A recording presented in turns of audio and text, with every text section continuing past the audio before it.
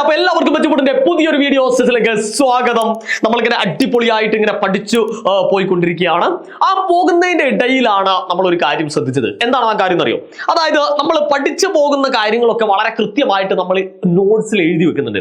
പക്ഷെ പലപ്പോഴും ഈ നോട്ട്സിലുള്ള പല കാര്യങ്ങളും എൻ്റെ മനസ്സിലേക്ക് എന്ത് ചെയ്യുന്നില്ല, വരുന്നില്ല. അതുകൊണ്ട് തന്നെ എനിക്ക് ഇനി വരാൻ പോകുന്ന പരീക്ഷകളിൽ മാർക്ക് കുറയാനുള്ള സാധ്യതയുണ്ടോ എന്നുള്ള പേടി സ്വപ്നമായി നടക്കുന്ന ഒരുപാട് കുട്ടികളുണ്ട് അല്ലെ? അപ്പൊ ഇവിടെ നിന്ന് തൊട്ടാണ്, അല്ലെങ്കിൽ ഈ ഒരു ആശങ്കയിൽ നിന്നാണ് നമ്മൾ ഈ വീഡിയോ എന്ത് ചെയ്യുന്നത്, നിങ്ങൾക്ക് വേണ്ടി തയ്യാറാക്കുന്നത്. അപ്പൊ ഒരിക്കൽ കൂടി എല്ലാവർക്കും മെച്ചപ്പെട്ടിന്റെ പുതിയൊരു വീഡിയോ സെഷനിലേക്ക് സ്വാഗതം. അതേപോലെ തന്നെ ആദ്യമായിട്ടാണ് നമ്മുടെ ചാനൽ കാണുന്നെങ്കിൽ ഒന്ന് സബ്സ്ക്രൈബ് ചെയ്യുക. അതേപോലെ തന്നെ ഈ വീഡിയോ ഒക്കെ കണ്ടതിന് ശേഷം നിങ്ങൾക്ക് എങ്ങനെ തോന്നുകയാണ് ഇതിന്റെ ഏറ്റവും ചങ്ക് കൂട്ടുകാരന് അല്ലെങ്കിൽ ഒരു ചങ്ക് കൂട്ടുകാരത്തേക്ക് ഇത് അയക്കാമെന്ന് നിങ്ങൾ സ്വയം തീരുമാനിക്കുകയാണെങ്കിൽ ഒട്ടും പഠിക്കേണ്ട, വേഗം തന്നെ അവർക്ക് ഷെയർ ചെയ്ത് കൊടുക്കാം. ഓക്കെ, അപ്പൊ ഞാൻ പറഞ്ഞു വരുന്നത് ഏറ്റവും മികച്ച നോട്ട് നമ്മൾ എങ്ങനെ ഉണ്ടാക്കിയെടുക്കാം എന്നുള്ളതാണ്, സയൻസിൽ എങ്ങനെ ഉണ്ടാക്കിയെടുക്കാം എന്നുള്ളതാണ് നമ്മൾ ഈ വീഡിയോസിലൂടെ നിങ്ങളുടെ മുമ്പിൽ അവതരിപ്പിക്കുന്നത്.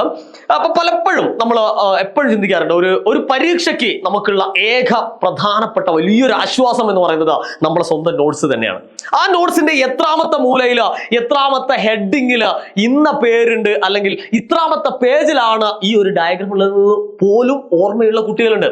അപ്പൊ ഏറ്റവും ബെസ്റ്റ് ആയിട്ട് നമുക്ക് പരീക്ഷയ്ക്ക് മാർക്ക് കിട്ടുന്ന തരത്തിലേക്ക് നമ്മൾ എങ്ങനെയാണ് ഒരു നോട്ട്സ് തയ്യാറാക്കേണ്ടത് എന്നുള്ളതാണ് ഇനി ഞാൻ പറയാൻ പോകുന്നത്.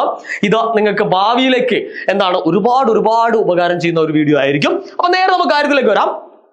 ആദ്യമായിട്ട് എന്തിനെ പറ്റിയാണോ നമ്മൾ നോട്ട്സ് തയ്യാറാക്കുന്നത് അതിന്റെ കൃത്യമായിട്ടുള്ള ഒരു ഹെഡിങ് അതിനുണ്ടാക്കുക എന്നുള്ളതാണ്. അത് ഡിഫറെന്റ് ആയിട്ടുള്ള കളർ പാറ്റേൺ നിങ്ങൾക്ക് ഉപയോഗിക്കാം. പച്ചയോ മഞ്ഞയോ നീലയോ എന്താണോ നിങ്ങളെ താല്പര്യം, അതിനനുസരിച്ചുള്ള ഒരു ഹെഡിങ് കൊടുക്കുക. അല്ലെങ്കിൽ സബ് ഹെഡിങ് എന്തെങ്കിലും ഉണ്ടെങ്കിൽ എന്താണ് അതിനെ പറ്റിയും നിങ്ങൾക്ക് എന്ത് ചെയ്യാം, വ്യത്യസ്തമായ നിറങ്ങൾ കൊടുക്കാം. നിർബന്ധമായിട്ടും ഞാൻ പറഞ്ഞു വരുന്നത്, എന്തിനെ പറ്റിയാണോ നോട്ട്സ് ഉണ്ടാക്കുന്നത് അതിന്റെ ഒരു ഹെഡിങ്ങും ഒരു സബ് ഹെഡിങ്ങും ഉണ്ടായിരിക്കണം. അത് ഏത് കളർ എടുക്കണം എന്ന് നിങ്ങൾ തീരുമാനിക്കുക. കുറച്ചുകൂടി അട്രാക്റ്റീവ് ആക്കാൻ വേണ്ടി, അല്ലെങ്കിൽ നമുക്ക് പെട്ടെന്ന് ആ ഒരു ഓർമ്മയിലേക്ക് സ്ട്രൈക്ക് ചെയ്യാൻ വേണ്ടിയിട്ടുള്ള തരത്തിലുള്ള ഏത് കളറുകളും നിങ്ങൾക്ക് ഉപയോഗിക്കാം. ഓക്കെ, രണ്ടാമതായിട്ട് കീവേഡ്സുകൾ ഉപയോഗിക്കുക എന്നുള്ളതാണ്. അപ്പൊ സയൻസിലെ ഏറ്റവും പ്രധാനപ്പെട്ട ഒരു കാര്യം, ഇപ്പൊ നമുക്കറിയാം ഫോട്ടോസിന്തസിസ്, പ്രകാശ സംശ്ലേഷണം എന്ന് പറഞ്ഞിരിക്കുന്ന ഒരു കീവേഡ്സ് ഉണ്ട്. അതിന് പകരം നമുക്ക് വേറൊരു വേർഡ് ഇല്ല. അപ്പൊ ആ ഒരു വേർഡിനാണ് നമ്മളെ സയൻസിൽ പ്രാധാന്യം. അങ്ങനെ ഒരുപാടുണ്ട്. ഇപ്പോൾ ഫിസിക്സിലായാലും കെമിസ്ട്രിയിലായാലും ബയോളജിയിലായാലും ഒക്കെ കൃത്യമായിട്ടുള്ള സയന്റിഫിക് കീവേഡ്സുകളുണ്ട്. ആ കീവേഡ്സുകളെ നമ്മളെ നോട്ട്സിലേക്ക് കൊണ്ടുവരിക എന്നുള്ളതാണ് ഏറ്റവും പ്രധാനപ്പെട്ട ഒരു കാര്യം എന്ന് നിങ്ങൾ മനസ്സിലാക്കുക. ഓക്കെ, അപ്പൊ കീവേഡ്സ് എന്ന് ഉദ്ദേശിക്കുന്നത് ഞാൻ ഓൾറെഡി പറഞ്ഞു, ഫോട്ടോസിന്തസിസ് ആവാം, അല്ലെങ്കിൽ എന്താണ് ഇലക്ട്രോ മാഗ്നറ്റിക് ഇൻഡക്ഷൻ, വൈദ്യുത കാന്തിക പ്രേരണം എന്നൊക്കെ പറഞ്ഞിരിക്കുന്ന ഒരുപാട് തരത്തിലുള്ള കീവേഡ്സുകളുണ്ട്. ഏതാണോ നിങ്ങൾ നോട്ട്സ് തയ്യാറാക്കുന്നത് അതിന്റെ സയന്റിഫിക് കീവേഡ്സ് നിങ്ങൾ ഇതിലേക്ക് കൊണ്ടുവരിക. പല കുട്ടികളും പാരഗ്രാഫ് ഒക്കെ ഒന്നാകെ എഴുതാറുണ്ട്, അതിൻ്റെ ഒന്നും കാര്യമില്ല. വളരെ ഷോർട്ടായിട്ട് നിങ്ങൾക്ക് എളുപ്പം മനസ്സിലാകാൻ കഴിയുന്ന തരത്തില് നിങ്ങളുടേതായ ഭാഷയിൽ അതിനെ എഴുതുക എന്നുള്ളതാണ് നമ്മുടെ നോട്ട്സിന്റെ ഏറ്റവും വലിയ പ്രത്യേകത.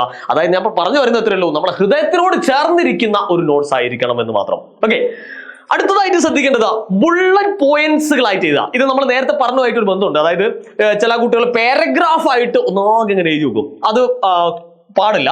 പകരം ഓരോ ബുള്ളറ്റ് പോയിന്റുകളായിട്ട് എന്ത് ചെയ്യാം, ഓരോ പോയിന്റ്സുകൾ നമ്മളിങ്ങനെ എഴുതുന്ന സമയത്ത് കൃത്യമായിട്ട് അതെന്ത് ചെയ്യാൻ കഴിയും, നമുക്ക് ഓർത്തോർത്ത് എടുക്കാൻ കഴിയും. അല്ലാത്ത പക്ഷം നമ്മൾ എന്താണ് ഒന്നാകെ കുത്തി വരച്ച് ഒരു പാരഗ്രാഫ് പോലെ എഴുതി കഴിഞ്ഞാൽ ഏതൊക്കെ തരത്തിലായിരുന്നു, ചിലപ്പോൾ നമ്മൾ ഇമ്പോർട്ടന്റ് ആയിട്ടുള്ള പോയിന്റുകളൊക്കെ നമ്മളോട് വിട്ടുപോകാനുള്ള സാധ്യതയുണ്ട്. പരീക്ഷയ്ക്ക് വേണ്ട രീതിയിൽ എഴുതാൻ കഴിയാതെ വരും. ഇങ്ങനെയാകുന്ന സമയത്ത് കൃത്യമായിട്ട് നമ്മൾ ഉദ്ദേശിച്ച തരത്തിലേക്ക് പ്രധാനപ്പെട്ട പോയിന്റ്സുകളെ കറക്റ്റ് ആയിട്ട് നമുക്ക് എന്ത് ചെയ്യാൻ പറ്റും, ലിസ്റ്റ് ചെയ്യാൻ പറ്റും എന്നുള്ളതാണ് ഇങ്ങനെ ബുള്ളറ്റ് പോയിന്റ് ആയിട്ട് എഴുതി കഴിഞ്ഞാലുള്ള ഗുണം. ക്ലിയർ ആണല്ലോ? അടുത്തതായിട്ട് ഡയഗ്രാം, ടേബിള്, മൈൻഡ് മാപ്പ്, ഇതൊക്കെ നമുക്ക് ഉപയോഗിക്കാം. ഇപ്പൊ ചില കുട്ടികളൊക്കെ വളരെ കൃത്യമായിട്ട് ഡയഗ്രാം പോലെയൊക്കെ എഴുതാം. അപ്പൊ ഇങ്ങനെ ഇവിടുന്ന് ഇങ്ങനെ ഒരു സൂര്യനെ കുതിച്ചു വരുന്ന രീതിയിൽ എന്താണ് പോയിന്റ്സുകൾ ഇങ്ങനെ എഴുതാം. ഒന്നാമത്തെ പോയിന്റ് ഇവിടെ, രണ്ടാമത്തെ പോയിന്റ് ഇവിടെ, മൂന്നാമത്തെ പോയിന്റ് ഇവിടെ, നാലാമത്തെ പോയിന്റ് ഇവിടെ, അഞ്ചാമത്തെ പോയിന്റ് ഇവിടെ. അപ്പൊ എളുപ്പത്തിൽ നമുക്ക് എന്തായാലും ഇത് ഓർത്തെടുക്കാൻ ഭയങ്കര ഇൻട്രസ്റ്റ് ആയിരിക്കും. അപ്പൊ ഇത്തരത്തിലുള്ള ടേബിളുകള്, മൈൻഡ് മാപ്പുകൾ, ഡയഗ്രങ്ങളൊക്കെ നമ്മൾ നോട്ട്സ് തയ്യാറാക്കുമ്പോൾ ഉപയോഗിക്കുക എന്നുള്ളതാണ്. അല്ലാതെ കേവലം എന്താണ് കുറെ പാരഗ്രാഫുകൾ എഴുതുന്നത് ഒരു നോട്ട്സ്, നല്ല നോട്ട്സ് അല്ല. അത് കൃത്യമായിട്ട് നമ്മൾക്ക് ഓർത്തെടുക്കാൻ കഴിയുന്ന രീതിയിലേക്ക് അതിനെ മാറ്റിയെടുക്കുക. ഏതൊരു നോട്ട് എഴുതുമ്പോൾ നമ്മൾ ആദ്യം ചിന്തിക്കേണ്ടത് ഇത് പിന്നീട് എനിക്ക് ഓർമ്മ വരണം. ഇതെനിക്ക് പിന്നീട് ഓർമ്മ വരുമോ എന്നുള്ള 2-3 ചോദ്യങ്ങൾ നിങ്ങളോട് തന്നെ ചോദിക്കണം. നമ്മളൊരു നോട്ട് തയ്യാറാക്കുന്ന സമയത്ത് ആ ഒരു ചോദ്യത്തിലൂടെ ആയിരിക്കണം നമ്മൾ ഈ കാര്യങ്ങളൊക്കെ കടന്നു പോകേണ്ടത്. അല്ലാണ്ട് കേവലം എന്താണ് നോട്ട്സ് എഴുതണമല്ലോ എന്ന് വിചാരിച്ചിട്ട് എന്ത് ചെയ്യരുത്, ഒരു കാരണവശാലും എന്ത് ചെയ്യരുത്, നോട്ട്സ് തയ്യാറാക്കരുത്. അടുത്തതായിട്ട് വരുന്നു ഹൈലൈറ്റുകൾ. ഞാൻ പറഞ്ഞു നമ്മളെ കീവേഡ്സുകൾ ഉണ്ടാവും, അതേപോലെ തന്നെ സയൻസുമായിട്ട് ബന്ധപ്പെട്ട പ്രധാനപ്പെട്ട വേർഡ്സുകൾ ഉണ്ടാവും, പ്രധാനപ്പെട്ട പോയിന്റ്സുകൾ എന്ന് നിങ്ങൾക്ക് തോന്നുന്നത് അവിടെയൊക്കെ നിങ്ങൾ എന്ത് ചെയ്യുക, ഹൈലൈറ്റ് ചെയ്യുക എന്നുള്ളതാണ്. ഹൈലൈറ്റർ ഉപയോഗിച്ചിട്ട് കറക്റ്റ് ആയിട്ട് എന്ത് ചെയ്യുക, ഒന്ന് ഹൈലൈറ്റ് ചെയ്തിടുക. കാരണം നമ്മൾ പെട്ടെന്ന് നമ്മളിങ്ങനെ എന്താണ് ഓടിച്ച് നോക്കുന്ന ക്വിക്ക് റിവിഷൻ ഒക്കെ നടത്തുന്ന സമയത്ത് ഈ ഒരു നിറത്തിലൂടെ നമ്മളെ കണ്ണുകൾ എന്ത് ചെയ്യണം, വായിക്കണം. അത് പെട്ടെന്ന് തന്നെ നമുക്ക് മനസ്സിലാവും, അത് ഇന്നതിനെ കുറിച്ചാണ് സംസാരിക്കുന്നത്, അല്ലെങ്കിൽ ഇന്നതിനെ പറ്റിയാണ് അത് സംസാരിക്കുന്നതിൽ കൃത്യമായിട്ടുള്ള ഒരു ഐഡിയ കിട്ടണമെങ്കിൽ നമ്മൾ എന്ത് ചെയ്യണം, ഹൈലൈറ്റ് കൃത്യമായിട്ട് ചെയ്തു വെക്കുക. അതേപോലെ തന്നെ സമ്മറി, ഒരു 2 അല്ലെങ്കിൽ 2 മുതൽ 5 വാക്കില് കവിയാതെ എന്ത് ചെയ്യുക, അതിനെ കൃത്യമായിട്ടൊന്ന് എന്ത് ചെയ്യുക, ഒരു സമ്മറി, അതായത് ഏതൊരു ചാപ്റ്ററിന്റെയും ഒരു സമ്മറി നമ്മളൊന്ന് അതിന്റെ അടിയിലൂടെ ഈ ചാപ്റ്റർ എന്നതിനെ കുറിച്ചാണ് പറയുന്നത്, ഇതിൽ ഇന്ന വേർഡ്സുകളൊക്കെ ഉണ്ട്, ഇന്ന സയന്റിഫിക് വേർഡ്സ് ആണ് എന്നുള്ള കാര്യങ്ങളൊക്കെ ഒന്ന് ജസ്റ്റ് ഒരു സമ്മറി ആയിട്ട് എന്ത് ചെയ്യുക, ചെറിയൊരു പാരഗ്രാഫ്, കൂടുതൽ എഴുതരുത്, ചെറിയ ഒരു പോയിന്റ്സ് ആക്കിയിട്ട് എന്ത് ചെയ്യുക, ആ ഒരു ക്വിക്ക് സമ്മറി നമ്മൾ ഉണ്ടാക്കി വെക്കുക.